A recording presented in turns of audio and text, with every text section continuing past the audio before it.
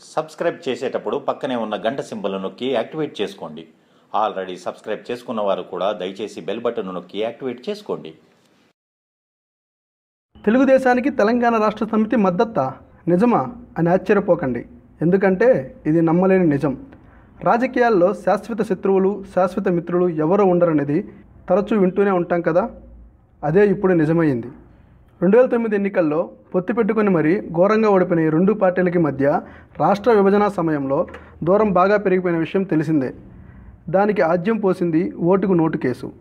ఓటుకు note case తదనంతరం పరిణామాలలో ఈ పార్టీల మధ్య పచ్చగడ్డి వేస్తే బగ్గుమనే పరిస్థితి నెలకొంది. అయితే ఈ పరిస్థితికి పూర్తి విరుద్ధంగా ఇప్పుడు ఈ రెండు పార్టీలు ఏకతాటిపైకి వచ్చి యావత్ తెలంగాణనే కాదు, తెలుగు రాష్ట్రాలని విస్మయానికి గురి చేస్తున్నాయి. ఈ మద్దతు వ్యవహారం భద్రాద్రి కొత్తగూడెం జిల్లా రాజకీయాల్లో చోటు చేసుకుంది. జిల్లాలోని బుర్రంపాడు మండలం సారాపాకలోని ఐటీసీపీఎస్ పీడీలో గుర్తింపు కార్మిక సంఘం కోసం జరుగుతున్న ఎన్నికల్లో ఈ పరిస్థితులు కనిపించాయి. ఉప్పు నిప్పుగా ఉండే పార్టీలు ఒక్కటైపోయాయి. రెండు పార్టీల నేతలు కలిసి కాంగ్రెస్ వారికి పోటాపోటీగా ప్రచారం కూడా మొదలుపెట్టేశారు.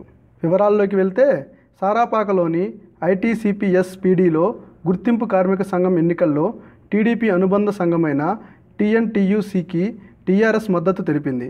దీంతో ఇరు పార్టీలకు చెందిన నేతలు చట్టాపట్టాలేసుకుని ప్రచారం చేశారు.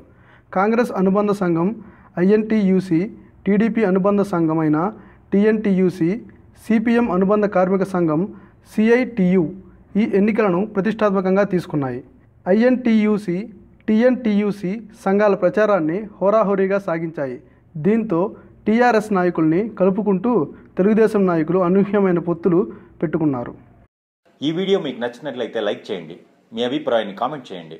మీ వారందరితో షేర్ చేసుకోండి. మరిన్ని ఇంట్రెస్టింగ్ అప్డేట్స్ కోసం మా ఛానల్ని సబ్స్క్రైబ్ చేసుకోవడం మాత్రం మర్చిపోకండి.